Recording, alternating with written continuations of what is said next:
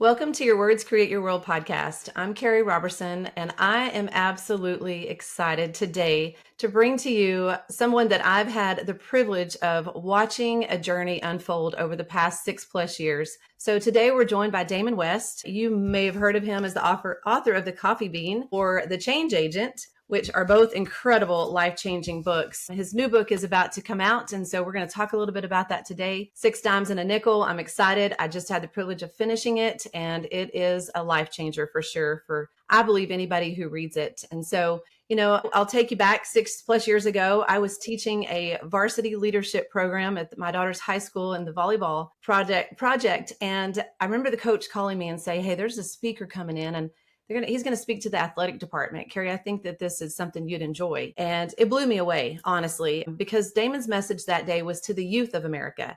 But I believe that God is using him to speak to everyone, all lives. I'm just telling you, it's amazing. And so you're going to learn a little bit more about that today. And instead of me going over this amazing bio that he has, I'm just going to tell you that as of right now, according to USA Today, he's the most sought after speaker in America. And so it's incredible to have seen, like I said, just a front row seat to this. But Damon, I want you to introduce yourself and just share a little bit with my audience who you are. And then we're going to get started on a great conversation. Awesome, Kerri. Thanks for having me on today. And we got to do this more than every 6 years, right? But look how far we've both come in the past 6 years. I mean, we were just catching up, and I'm blown away with everything you've been able to create in your life for your family and the impact you're having. So thank you for reaching out to me and making this possible today.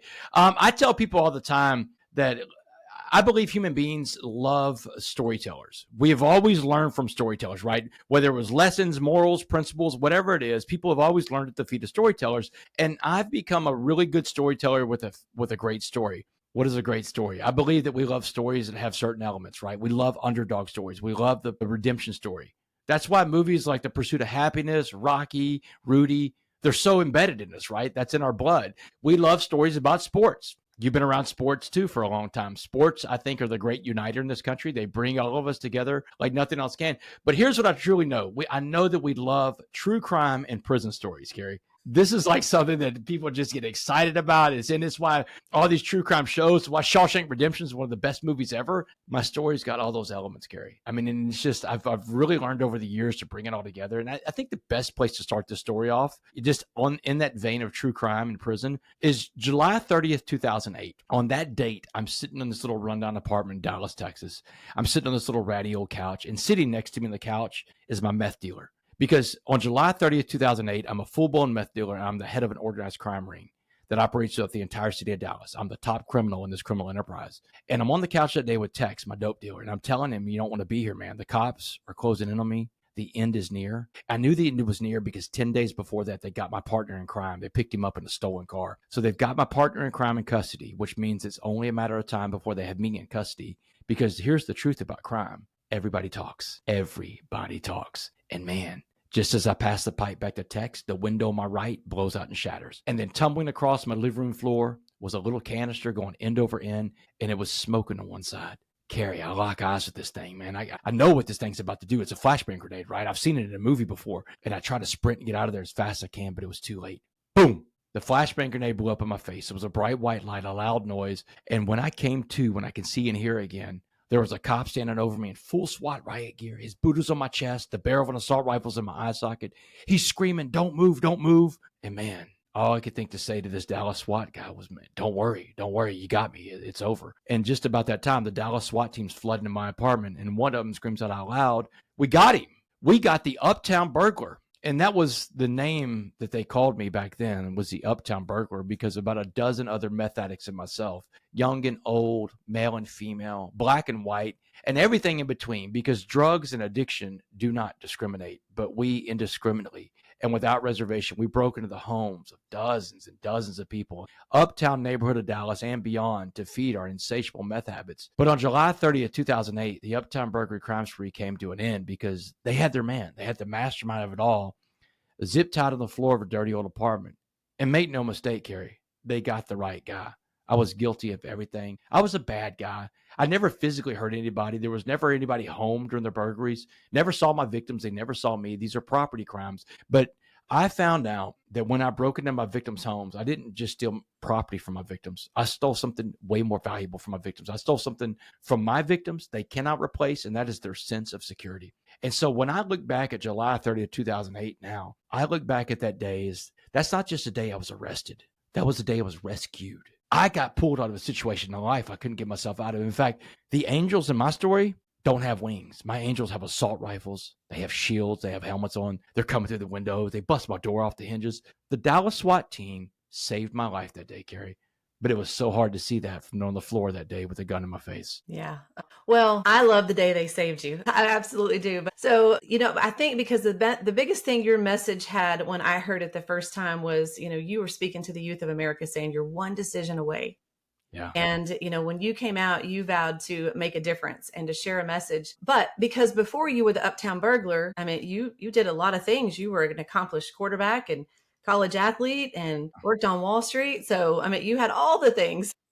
Yeah, I had a great life. I had everything going for me in life. And in fact, if there's a definition of a privileged person, it was me. I mean, I had it all. I grew up in Port Arthur, Texas, a little Southeast Texas town, and from a great two-parent home. Mom and dad were married for 55 years. I didn't know anything but having a mom and dad in the home, which I found out in prison. That's not the norm in America. Not everybody grows up like that. I was a good student, middle class, great athlete, God bless with a cannon for a right arm, Friday Night Lights, college football. My injury in college against Texas A&M ended my career short. And that's when I got into really the drugs, the cocaine, the ecstasy, the pills. And really what happened with that injury in 1996 against Texas A&M is that I didn't just lose my football career that day. I lost my identity that day. And I was at a fork in the road in life. And, when you're at the fork of the road, you get the choice. You either make the right choice or the wrong choice. It determines the direction you go in life. And I believe we have a handful of days in life that are fork in the roads that really determine the path we go down. And at this fork in the road, I made the wrong choice. And I went down a long, bad, dark road for many, many years, and it was masked under the guise of these great jobs. I worked in the United States Congress. I worked for a guy running for president of the United States. I was a Wall Street broker in Dallas for one of the biggest banks in the world, UBS, United Bank of Switzerland.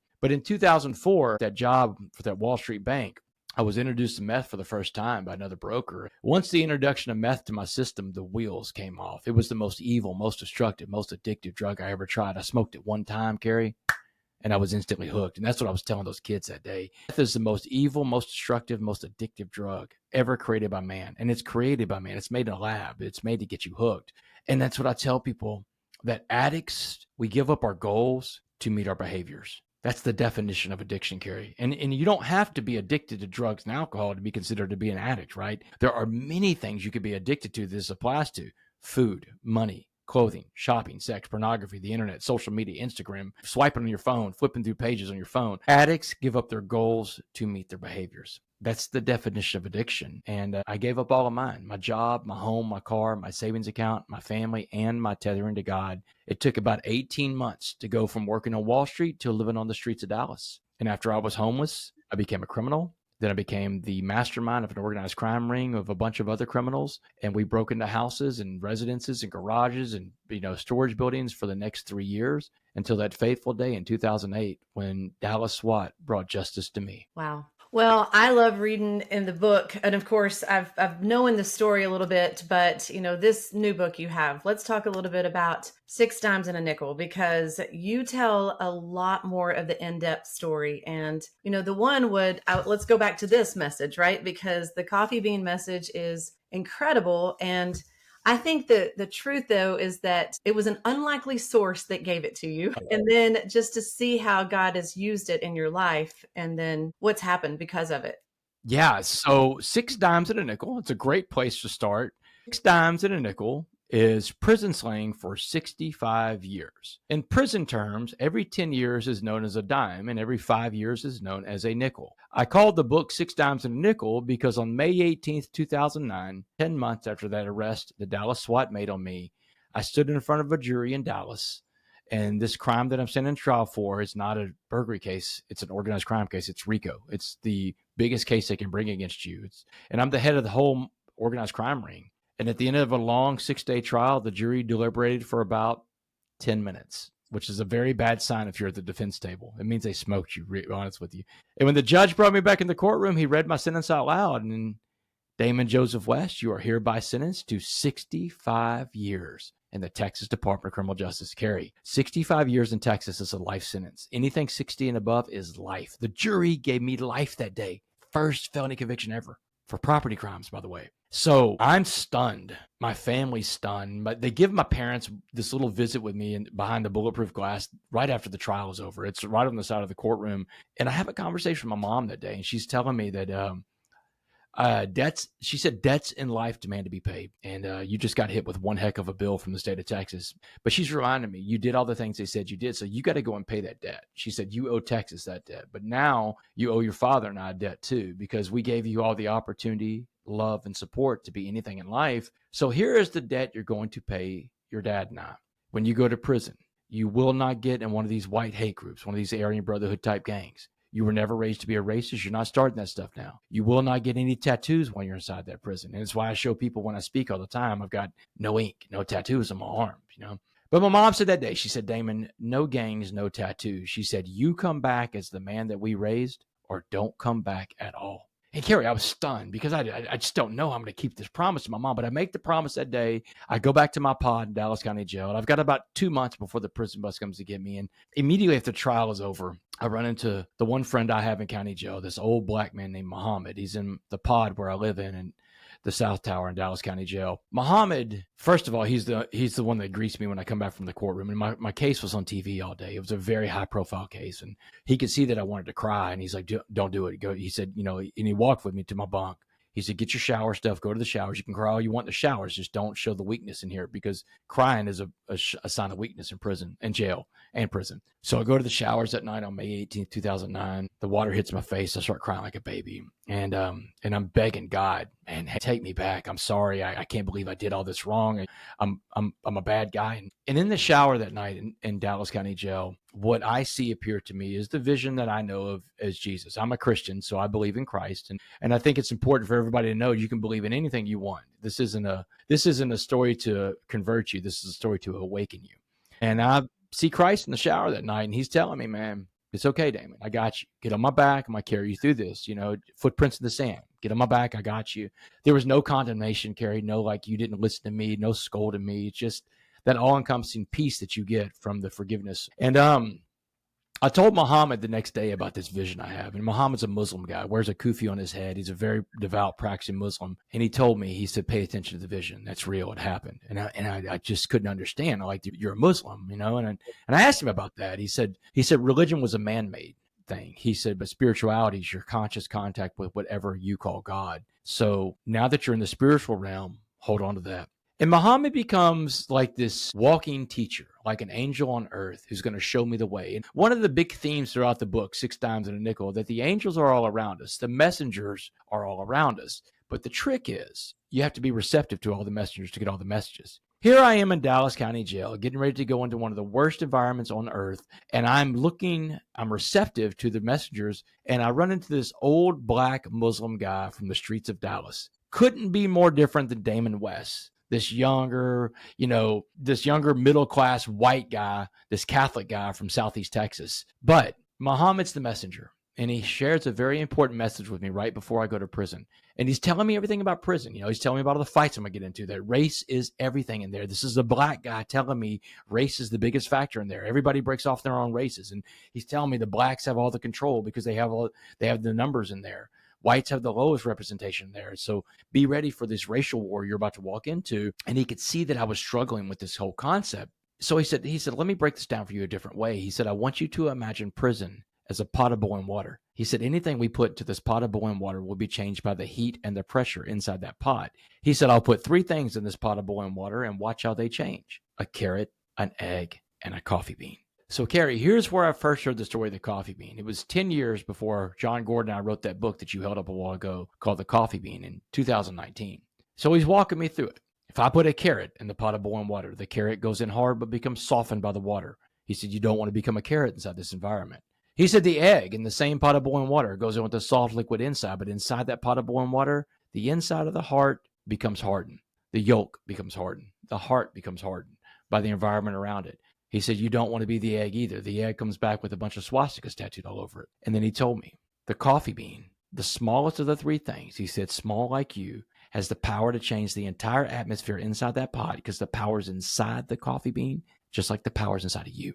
And that's when he starts telling me everything else in life is changed by the water in life. Carrots are changed by the water. Eggs are changed by the water, but not a coffee bean. He said the coffee bean is the only thing that changes the water because it's the change agent. If you want to come back as someone your parents recognize, you got to be like that coffee bean too. In fact, the last words he ever said to me, this is the summer of 2009, Kerri. He's made bond, so he's going to leave Dallas County Jail at the front door. The prison bus is getting ready to pick me up on the back dock to go serve a life sentence in a Texas maximum security prison. He had 4 words from me on the way out the door that day when he left. He said, hey, West, be a coffee bean. Now, Kerri, I remember how I felt when I first heard the story of the coffee bean. And I think the one word to describe how I felt was empowered, because it put the power back inside me, right? And if the power was inside me, like it was inside the coffee bean, then the power couldn't be the world around me, right? The criminal justice system, the guards, the other inmates, that's where I thought the power was. But now he flipped it up on me, and he told me the power is inside me. And it gave me hope that if the power is truly inside me, then I won't survive prison. I'll thrive in that prison. And I want everybody listening to know that the power is inside each and every one of you too. It's not what goes on in the world around you. You know, the cities you live in, the states you come from, the crazy politics, the social problems our country has right now, it's in you. But you've got to keep the power inside you. And if you do that, you'll find out that you won't just survive your adversity, you could thrive in it too. Wow, that is so good. Because I can tell just from reading the books, it wasn't easy being in a maximum security prison and being a coffee bean at all times. No, it was not. I'm sure you held back some things, no doubt about it. But as I think about, the adversity and what you went through in there, truly being the change agent, truly changing your environment. And so, knowing now that there's curriculum inside of the Texas prison system because of Damon West, right? It's called the Change Agent Prison Curriculum. That's crazy. Yeah. It is. And so I love that side too, because there was a statement you made in the book, and it was when you were interacting with Lucy that you said something about your punishment is forever. Yeah. Yeah, allude to that, because what I love is the fact that you just said it too. Angels are all amongst us, and people open doors of opportunity for us. And that's the one thing that, I told you, the common thread I see throughout the book is that you recognized when the doors opened, when the angels were put in front of you, but you had to be receptive to that. And so, but I look at all the things that have happened because of that. So maybe you just want to talk a little bit about some of those things. Yeah. So I think that the way to get yourself in a position to be receptive to the messengers, to the angels around you, is you have to practice this thing called humility. And humility is when we become right-sized. And when we are right-sized, we can be useful to other people again. And humility goes hand in hand with being a servant leader. And I think once you get in the mindset of becoming a servant leader, you look for ways that you can be useful to other people. And that's what being humble is, being useful. And it's when you do that you open up the doors. You can call it God, karma, irony, the universe, whatever you want to call it. But you've got to put into this thing to receive from this thing. And that's whenever, you find out if God, the universe, irony, whatever you call it, is happy with you. Whenever you're putting out these vibes out there, you get this stuff back and you're looking for it, right? So Lucy Fato is a woman I met whenever I was out of prison. I met her in 2021. I walked out of prison in 2015. Big shocker, right? I made it out. We'll talk about how I made it out later on. But Lucy Fato is someone that messaged me out of the blue on LinkedIn one day. She was the vice president of one of the biggest global companies in the world, AIG. AIG is a massive insurance company. They're all over the planet. They're huge. And she saw my profile. She liked it. And she reached out to me and brought me in to speak to their corporate offices in New York. And they had a pro bono division there that does a lot of work. And they try to get the resources of a huge corporate company, a global corporation, behind underdogs. And Lucy picked me to be one of those underdogs. And look, I never flinch from the fact that I need help. I always need help. And that's the 3 hardest words I think for people to say. I need help. But I always talk about the fact that I'm open to being helped. And so Lucy is that help for me in life. And Lucy invites me in 2022 to go to London, England, to speak to AIG's corporate offices there. And then she also wanted me to speak to the House of Lords because I was getting into criminal justice reform. And when I say criminal justice reform, my idea of criminal justice reform came to me when I was in prison, and I would see all these guys around me, and they would tell me the stories of their children who are out there in the free world.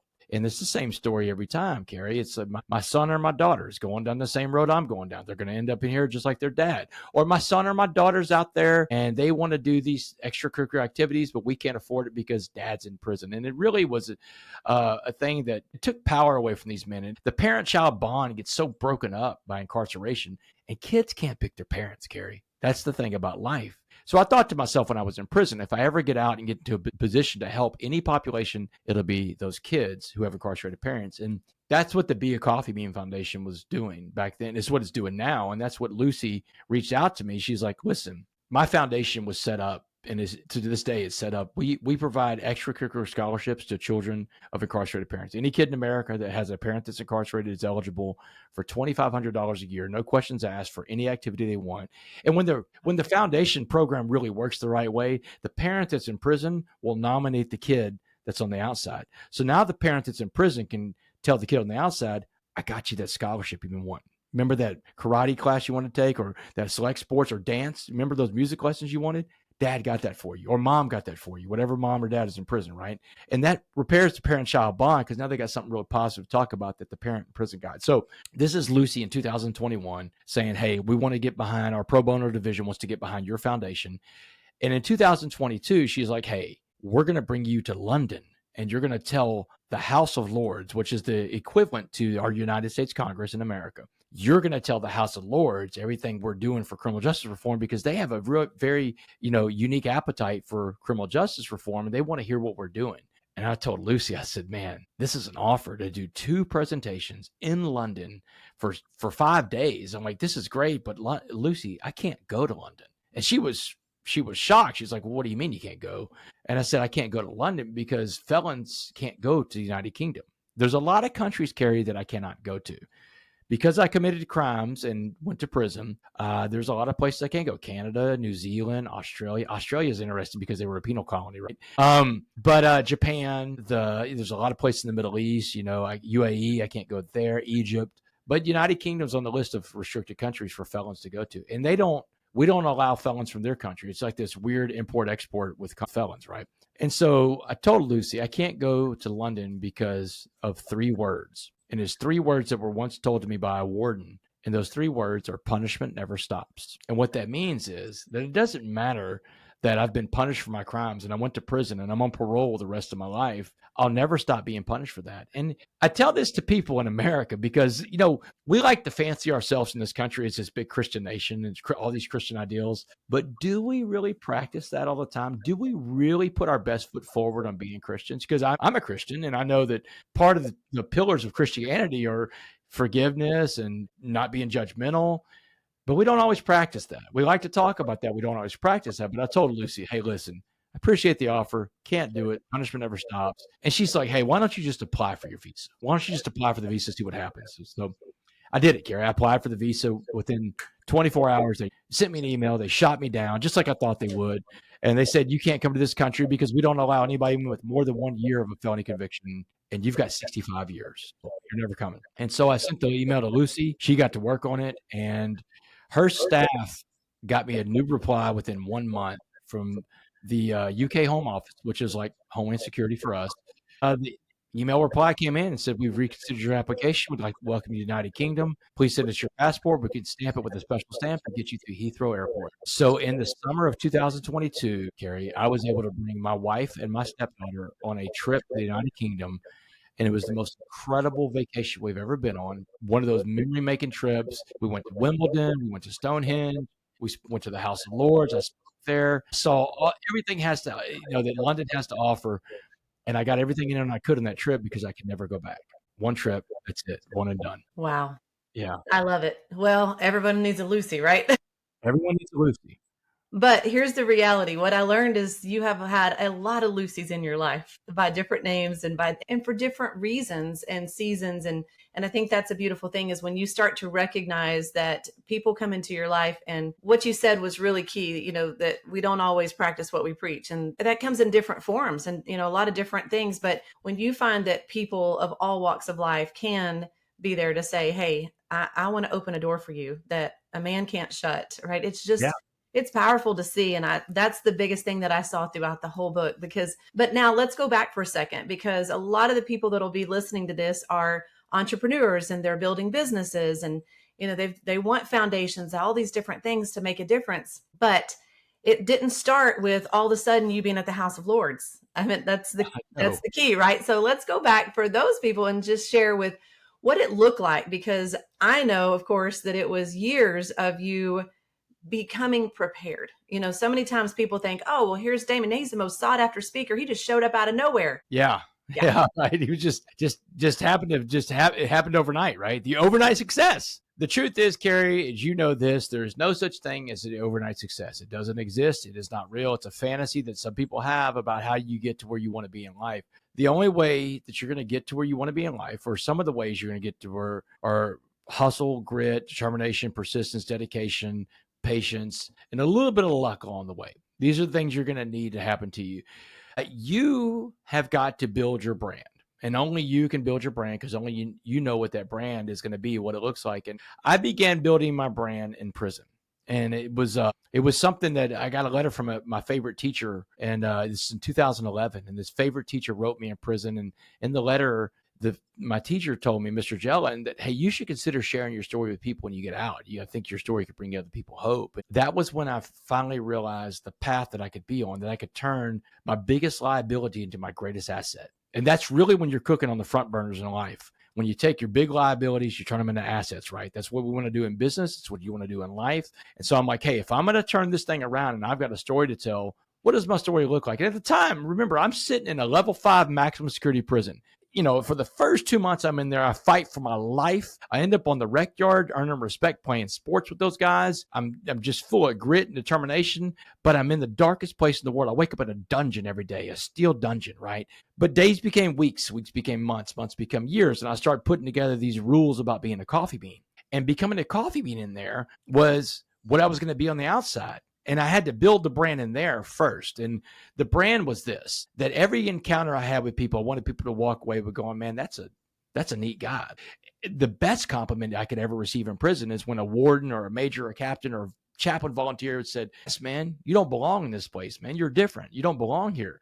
That's when I knew my brand was really taking hold. And the biggest test of my brand came in 2015 when the parole board comes to meet with me after 7 years and 3 months in prison. It's my first opportunity for parole, but no one makes the first parole, Kerri. I didn't have the expectation I was going to make it. But the lady from parole recognized the fact that I didn't just change myself, I changed an entire prison. And part of how I changed the prison was I created a community in there. Guys had never learned about a community. They didn't come from great communities, but I taught them the importance of community. And I believe healthy communities are places where everybody shares their strengths with each other. Like, here, this is my thing I can do for others. You throw your talents on the table, and if everybody needs that talent, I'm your guy, come to me. That's what a community looks like. And a community comes from a place where everybody takes care of the place. I remember the way I started a community in prison, the first thing I did is I started picking up trash that wasn't mine around the pod, around the cell block. And I got made fun of at first. People were like, what are you doing picking up trash? It's not your trash, white boy.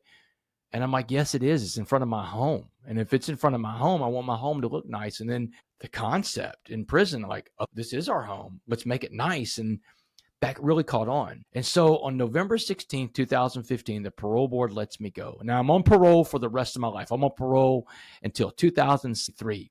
And this means that I check in with my parole officer every single month. In fact, after we shoot this podcast, I'm going to parole to pick up travel permits for the month of June, right? So, but this story that I have, that I know that I've got, and this message and the brand I've been building in prison, I know it's good. But the problem is when I first get out of prison, there's nowhere to go share this story. I mean, look, how many ex-cons have come before me that have burned the bridge to the ground? A lot, right? And I'm an ex-con on parole for the rest of his life. I need a lot of people to believe in me, and I've just burned down all my trust. You can earn trust by the spoonful, but lose it by the bucketful. And I had lost buckets full of this stuff. And so there weren't a lot of places for me to speak in the very beginning. And I knew I had a great story. I lived with my parents at the time. So I'm in my parents' spare bedroom for the first 2 years I'm in prison. The first 2 years I get out of prison. And instead of like speaking in public places, there was a mirror in my parents' spare bedroom, little vanity mirror my mom had when I moved in. So every night for 2 years, I practiced my presentation in front of this mirror. I'm getting in my reps, because anything you want to be good at in life, you got to practice that in life. Remember, There's no such thing as an overnight success. It doesn't exist. It is not real. You have to get in your reps. Whatever it is you're doing in life, get your practice in. So there I am in front of this mirror, Kerri, for 2 years, getting myself ready for the right opportunity. And I believe the right opportunity was going to be the world of college football because I played Division I college football. But the problem is it's been 20 years since I took the last snap, right? These coaches don't know me. I don't know them. January 11th, 2017. I've been out of prison 14 months at this point. A buddy of mine in Houston that works for the media calls me up that day. Now, Houston is 90 miles from Beaumont, where I live. He says, hey, Damon, get to Houston right now. It's the Bear Bryant Coach of the Year award. They're going to name the best college football coach in America. The 8 best coaches in the country are in this room right now. I've got an extra press pass. I'll sneak you in. I drive the 90 miles from Beaumont to Houston, right? He sneaks me in the back door of Toyota Center. He hands me a press pass. And Kerri, I'm in this room. And all these coaches there, USC, Wisconsin, Penn State, PJ Fleck. And I run around that room that night and I shake these coaches' hands and I'm giving my pitch of why they should bring me in to talk to their teams. And Kerri, every single coach I met that night slammed the door in my face. I mean, they all said no. It was a bloodbath of no's. In 1 hour, I got told no 7 times by the 8 coaches in the room. That was a no every 8 minutes. So now I'm standing in the corner of Toyota Center, right? I'm licking my wounds. I'm feeling sorry for myself. I'm 10 feet from that door, getting ready to walk out and leave because the voice in my head was screaming at me, go home. The voice in my head is whispering things to me. You don't belong in this room. You shouldn't have come tonight. The voice in my head is screaming at me, you're an imposter. Kerri, I know that everybody listening to this podcast right now, you've heard the imposter voice before. We've all heard it before. But I'm going to tell you what I quit doing a long time ago, listening to myself. And you shouldn't listen to yourself either. Because sometimes the voice in your head is fear talking to you, and you don't want to listen to fear because fear is a liar. So instead of listening to myself, I talk to myself. I've been doing this since prison, Kerri, and that night, I'm doing it in the corner. That night, I'm telling myself, Damon, you're not going home, man. That last coach is going to tell you no to your face. And Kerri, the last coach is the hardest guy to get to in the room. His team had just beat Alabama 2 nights before for the national championship. Everybody's in line to talk to this guy. But I reminded myself, Kerri, Damon, you survived prison, man. This isn't going to hurt like prison hurt. In times like this, when our back is against the wall, you got to remind yourself of the times you succeeded. Remember the wins, right? Fall back on those. And so I pumped myself up that night, and I stalked Dabo Swinney around that room, the head coach at Clemson. And Kerri, I look like a crazy person. Like I'm hiding behind fake plants. I'm weaving in. I'm pushing some people too, if I'm going to be honest with you. Dabo sees me, and security has seen me too. And it's who's going to get there first, right? So I finally get in front of Dabo, and I give him my best pitch of why they should bring me in to talk to their team. And, man, Dabo looks terrified. He's like, man, you got a card on you? I was like, oh, man. So I gave him my card. He took it from me, and he was nice enough. But he said, hey, man, I'll check you out. And he was gone. And that was a no. I've seen that no before that night. But you know what I felt good about that night? That final no. Because you know what that no represented for me? Leaving it all on the field. One of the biggest takeaways I ever got from playing sports is that you give it your all. Or Muhammad told me in Dallas County Jail, a very important piece of wisdom he shared with me. He said, you don't have to win all your fights, but you do have to fight all your fights. That night, January 11, 2017, I fought my fights. I lost them all. I went home, slept like a baby because I left it all on the field, right? I forgot about that night. Well, 4 months later, I get an email out of the blue. The director of football operations at Clemson University, a guy named Mike Dooley. And here's what Mike Dooley's email said. Hey, Damon, Coach Swinney met you at the award show in Houston. He would love to have you come talk to his team. Do you have August 1st open? And I'm like, brother, I got every first open, man. I got nothing going. I'm talking to a mirror right now, Kerri, right? So August 1st, 2017, I go speak to the Clemson Tigers, the defending national champs of college football. And when I get done with my presentation that night, Dabo's in my face. And Dabo's a pretty high energy guy. Damon, that's the most amazing story I've ever heard. I've never seen my players respond like that to a speaker. He said, have you been to Alabama to talk to their football team? And I'm like, no, Dabo, I've been to Clemson, dude. I hadn't been anywhere. What are you talking about Alabama? He said, well, we're going to see about that. He said, I just texted Nick Saban from the back of the room when I saw what happened. Kerri, the next morning, when my flight lands in Houston from Clemson, I turn my phone on. There's a voicemail and a text message from the director of football operations at the University of Alabama, the Whale. The biggest program in America with the best coach to ever do it. Here's what the voicemail said.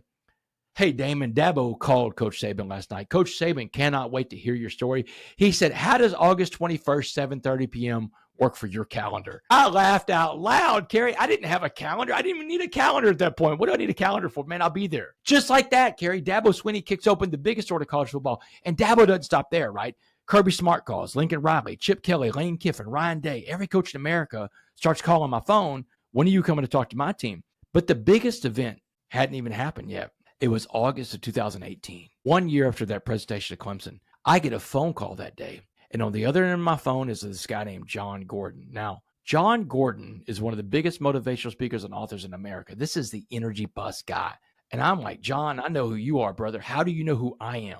He said, Dabo Swinney. He said, Damon, I just got done speaking to Clemson's team. He said, Dabo brought me in the office for 30 minutes afterwards, and he told me your whole story. Now, Kerri, here's a story I want to interject in there that I haven't told a lot of people about before because it's very recent. Dabo told me this story. Dabo asked me not too long ago, he said, Damon, do you know the story about how John and I got started talking to you about that day in 2018? I said, man, I've never heard this story. Whenever I spoke to Clemson for the first time, Kerri, in 2017, I wanted to show Dabo some gratitude for taking a chance on me. And I didn't have much money, but I found these little wooden coffee bean keychains online. So I ordered a couple of them. I gave Dabo one. Now, these things don't cost but a couple bucks a piece, but I didn't have but a couple of bucks at the time. And so I took one to Dabo that day I spoke to his team. I gave it to him before the presentation. He's like, hey, man, what is this coffee bean thing? I said, well, you're going to see in the presentation. Dabo loved the coffee bean message. In fact, the coffee bean message is part of Clemson's culture now. He loved it so much that he put that keychain on his keychain. And that day in 2018, when Dabo and his buddy John Gordon go back to the office after John just spoke to the team, Dabo goes to sit behind his desk and he pulls his keys out of his pocket, throws them on the desk.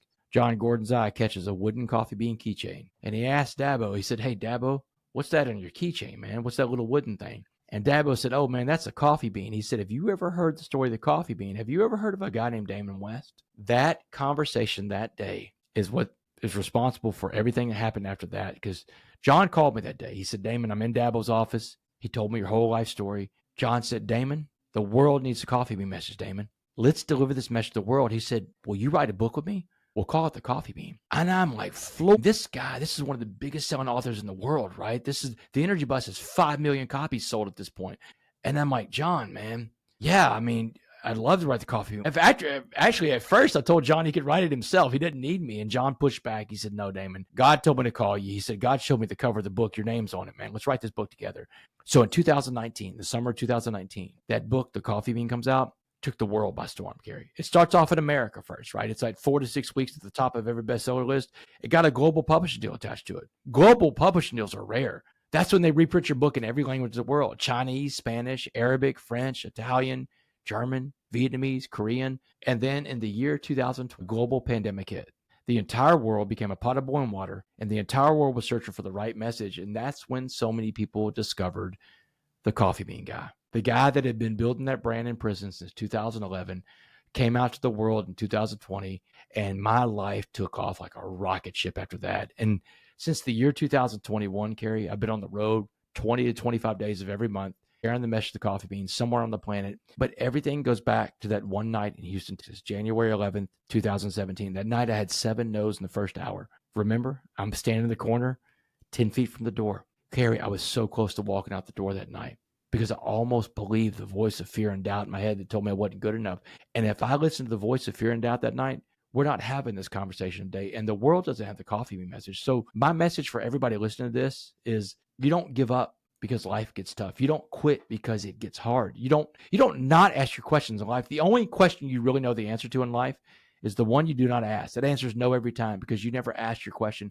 I think Wayne Gretzky said it best. Back to sports. Wayne Gretzky said, you miss 100% of the shots you do not take. You have to go take your shots in this life, Kerri. Man, that is so good, because we talk all the time to our business team about being fearless and unshakable. You know, the fact is that you have to open your mouth. You have to, like you just said, you could have walked out. You could have listened to the fear and think about how many millions of lives were not been changed and blessed by your message. I mean, it's just incredible. And I love that. And I think about that because so often people don't see what it takes behind the scenes. You know, they, like I said, they think, oh, Damon just showed up at Clemson. He was just ready with his message, but you had to get through. You had to open the door. You had to walk through it. You had to be in preparation. And, something that I love, last month, I think I slept in my bed 6 nights on the road, but we love what we do because we get to make a difference in the lives of others. And I love just being able to add value to people and be in front of people. But here's the reality, is that it goes back to knowing what you want. And there's something in the book that you wrote.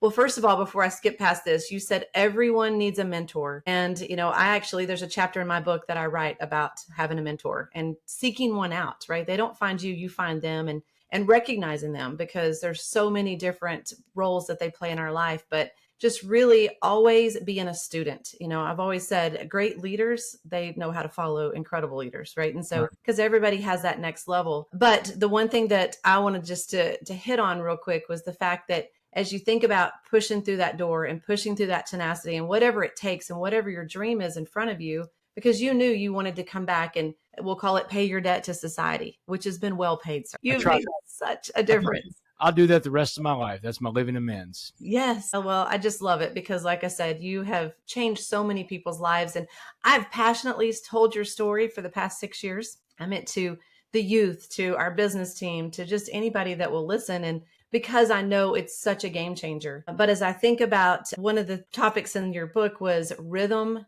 not balance. And I have said that for years. Like, things, when we have something, a dream, a vision, something in front of us, you won't always have balance. Bar stools have balance. You need to sit on a balanced chair.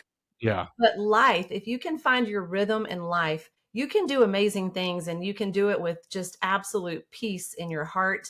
And, relationships don't suffer. So what would you say about that for the person who's like, I want to chase it, but they feel like there's a constant pull to have extreme balance? And those of us who know the calling, when it's big, God equips us, provides the resources, the provision, and it's more of that rhythm thing that you talk about. Yeah, rhythm versus balance. John Gordon was the first one to tell me about this, and it sounds like you've been practicing this for a while. If you're on the road that much in a month, there's no balance, right? I mean, if you're on the road 80% of the month, how do you find balance? There's no balance there. And I think so many people get caught up with wanting to have balance and that they sacrifice their dreams, because if you can't find balance, then what are you going to find? And that's the answer. There's rhythm. Rhythm is that whatever you're doing, wherever you're at, you're focused, you're 100%, you're intense in that moment of what you're doing. And if you're on the road 24 days of the month, and you're focused on the road. But those 6 days, those 7 days that you're home, you're focused on your family. You're in the moment at home. And what does that mean to be in the moment? That means that you put your cell phone up. You can't be in two places at one time. And if you only have 6 real days of physical days of being at home, make those count. Make the minutes count. Make the hours count. Time is the most precious resource you have. Once it's gone for good. And all of the money in the world won't buy one more second of time. In our lives, I say our because our lives, my family, we practice the rhythm. The rhythm is that Damon is going to be on the road, because on the road is where all the other dreams are fulfilled, right? I have purpose. I have impact. I'm helping other people in their lives. It creates a life for my family that we didn't have before too. I get to help change the family tree, but that requires the sacrifice of time at home. But whenever I'm at home, I put my phone down. I'm with my family. I'm very present. I'm in the situation. We do things together. We make memories together. We go on vacations. In my life, the months of July and December are usually the ones where there's a couple weeks of downtime. And that's when I always take my family on a vacation, and we try to go out there and make memories like that. That's our rhythm. My family knows that Damon's not going to be there. My little stepdaughter, Clara, knows that, I'm not going to be there for every game she cheers at. I'm not going to be there for every volleyball game or every track meet, but I'll make the ones that I can. And when I go to the ones that I can, I'm there in the moment. I'm cheering her on. And by the way, for any parent or step parent, because I'm a step parent, but for any parent or step parent out there, what I've found to be the best way of encouraging my little stepdaughter is after every game, no matter what happens in that game, my only comment to her is, I love watching you compete. I love to watch you play. So that's what I do. That's my rhythm in life. I love it. Well, and I say that because so often people will put their dreams on hold, or they won't just push through to get them because it's easier. And I'm not opposed to people who have jobs and stay home, but I have found a lot of times people stay locked up in this little prison cell called life because they go to a job that they don't really like. They'll work 40 to 60 hours a week, and then they come home so exhausted that they lay down and watch Netflix and call it family time. And I'm like, you spend less time with your family doing things you don't really like than those that are really. So I'm always talking about the two whys in a person's life. The first why is what hurts you. What are we going to help you escape from? And the other is what's hiding in you. What's the dreams? Because if we can start to really get that out of people, I think the world would be a better place. Everybody would be happy. That's right. And a lot of assignments would be fulfilled and a lot of callings would be answered. So it's just incredible. But well, I love that. I love what you said too about you're watching her compete and loving that, because so often that's just something that a lot of people miss in that category too. So I know that's important because here's what I've discovered. People want to be celebrated in life. Mhm. and they need to be celebrated in life. Yeah, well, you're tapping into another the form. Let's take this to business, right? You want to create relationships because relationships are everything. In fact, in the new book, the chapter called "Relationships Are Everything" is where you meet Lucy Fato. Lucy Fato is one of those relationships in life that I have. Relationships are everything, and you want to cultivate and grow relationships. Give people a chance to talk about themselves. Let them tell you about themselves. You get in a conversation with somebody, and I'm going to just say this happens a lot with people. Like you've heard pieces of my story. I've got a very fascinating backstory, Kerri, and I'm very good at telling it. So naturally, when I get around people, they want to know more about me, but I always try to flip it around. Like, tell me about you. Tell me where you're from. Tell me about your kids. People love to talk about themselves and tell you about themselves. And I think that's a great thing, right? You give them the opportunity to share about them. And I think human beings want two things out of life, Kerri. I think we want to belong and we want to be loved. And when those two things can be met, human beings are capable of some pretty incredible things. Yeah. Oh, that's so good. Well, I always say we go through things to help others get through things. And if we truly identify that, I mean, it really makes a difference for the people around us too, because we can always look at life in two different ways. It happened to us or it happened for us. Yeah. And so, I would just first and foremost say thank you, thank you, thank you for taking your time today, for sharing your heart, sharing your message. I can't wait. I know we could do this for hours. Yeah. So, but tell these guys how to find you, how to connect to you. Yeah. My website is damonwest.org, DAMONWEST.org. Social media, you can find me at DamonWest7. And look, my new book, Six Times a Nickel, is out right now for pre-order. This is how authors become bestsellers. You got to sell a lot of pre-orders. And here's the thing. I want this to become a movie. And the only way for me to make this a movie, Kerri, is I've got to become a bestseller. That's what Hollywood has said. If you're not a bestseller, we're not even talking. So this book right now, Six Times in a Nickel, is available for Amazon on pre-order.